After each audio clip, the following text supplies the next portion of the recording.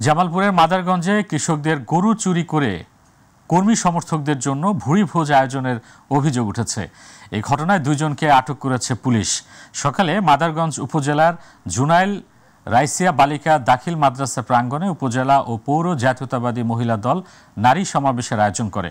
অভিযোগ উঠেছে, গতকাল গভীর রাতে মাদারগঞ্জ উপজেলার জোরখালী ইউনিয়নের খামার মাগুরা গ্রামের কৃষক এফাস উদ্দিনের গোয়ালঘর থেকে একটি গরু চুরি হলে 250টিরও বেশি ডিজাইন অপশন নিয়ে ওয়ালটন স্মার্ট ফ্রিজ, বোঝে আপনার প্রয়োজন।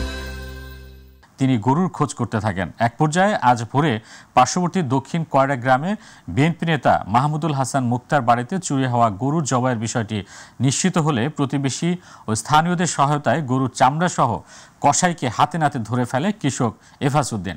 বিষয়টি জানাজানি হলে বিএনপি নেতা ও তার স্ত্রী বাড়ি থেকে পালিয়ে যান।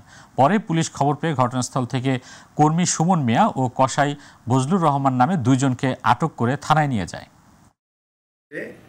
ভোরবেলায় একটি গরু জবাই করে, পরবর্তীতে আমরা জানতে পারি গরুটি চুরাই, এবং গরুর যিনি মালিক তিনি গিয়ে শনাক্ত করে তার গরুটি চুরাই করে এখানে জবাই করা হয়েছে।